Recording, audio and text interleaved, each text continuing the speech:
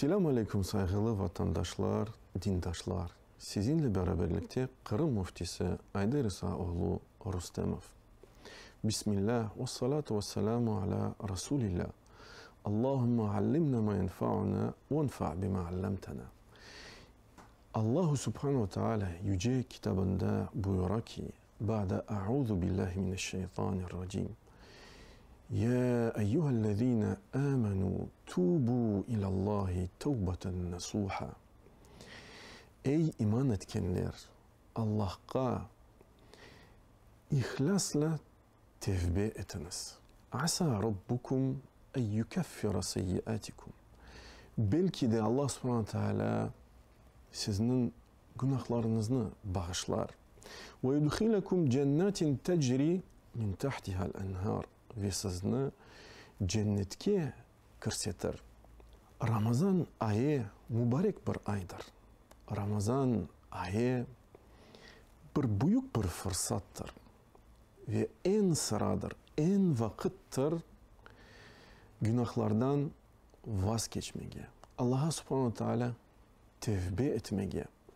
Bu ayda bunu yapmasak ne zaman bunu yapacağımız? Bu mübarek ayda ihlasla Allah Subhanahu Teala gayret göstermesek ibadetlerde, ihlasımızda, amellerimizde ne zaman bunu yapabiliriz? Resulullah sallallahu aleyhi ve sellem hadiste buyuruyor ki: "Man sama Ramadan imanen ve ihtisaben gufira lehu ma taqaddama min zenbihi."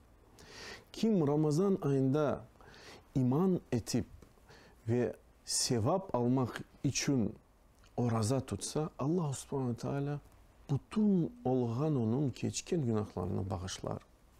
Ve başka hadiste Resulullah sallallahu aleyhi ve sellem buyuruyor ki: "Man qama Ramadan imanen ve ihtisaben gufira lehu ma taqaddama min zenbihi."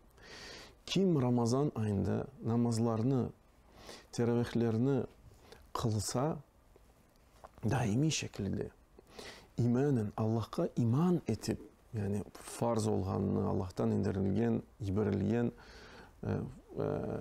ibadetlerini yerine getirip de ve sevabını talep edip de Allah Subhanahu Teala onun bütün keçken olğan günahlarını bağışlar.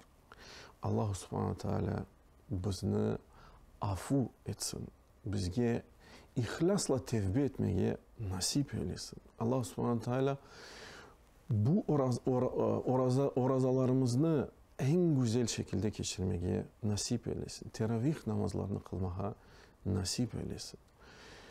Allah Subhanahu Teala yar ve yardımcımız olsun. Ve sallallahu ala nebiyyina Muhammed ve ala alihi ve sahbihi ecmaîn.